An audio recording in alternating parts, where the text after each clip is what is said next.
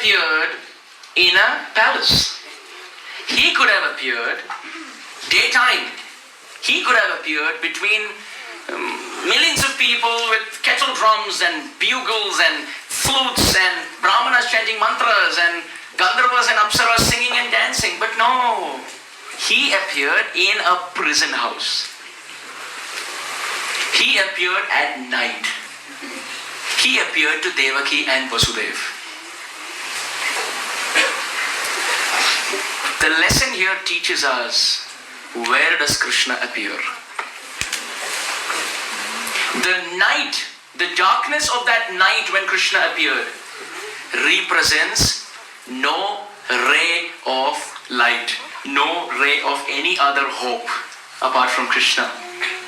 When we say yes, Krishna, yes, is part of my life, but apart from that, I have plan B, plan C, plan D. If this fails, I have this, then I have this, and at the end of all that, I have my life insurance, I have health insurance, I have my auto insurance, I have my property insurance, I have this, I have that, everything, and then we come to Krishna and we say, I surrender to you. Kahan hai surrender? You are making plans. If I jump, this shouldn't hit me, therefore this. If I fall, I have a net. If I come this side, I have someone to hold me. Then we say, Krishna, now you throw me. We make our plans. So those are like slits of openings with a ray of light coming in. But the dark night of Devaki and Vasudev represents no ray of hope apart from Krishna. Krishnaika sharanam rakshishyata iti vishwaso gotritve varanam tatha atmanikshepa karpanyo shadvida sharanagati. Krishna, you are my only master.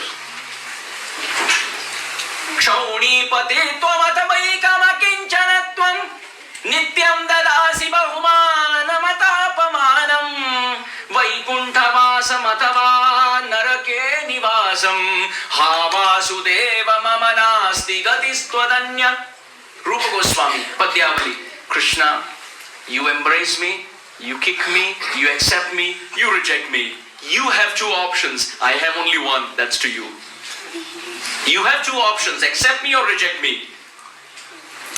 Praise me or criticize me. Give me Vaikuntha, give me hell. Make me a priority in your life as a recipient of mercy or reject me.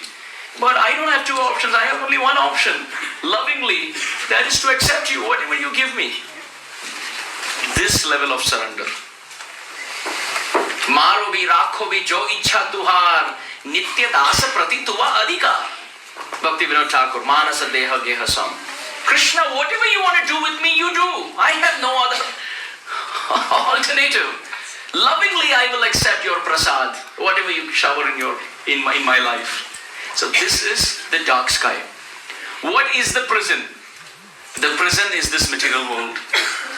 Krishna, I am in the prison house of this material world with lust, anger, greed, pride, envy, jealousy, fault finding as my shackles. And I have no ray of hope apart from your mercy. And then in this helpless, desperate call when we cry, Krishna appears in the heart of that devotee. He doesn't have appearance. There's no one who can cause it. But if someone feels desperate and helpless in the prison of this world, in the dark sky of, helplessness, with the shackles of anarthas and with tears of surrender, why won't Krishna appear there? Interestingly, astrologically speaking, that time was very inauspicious. When you calculate to Krishna's exact time of appearance, it's considered to be inauspicious. But Shukadev Goswami in the Bhagavatam says, Kalaha Paramashobhanam. Oh, astrologically the time was very auspicious. Why? That situation where you think about Krishna, it is auspicious. Everything else is inauspicious.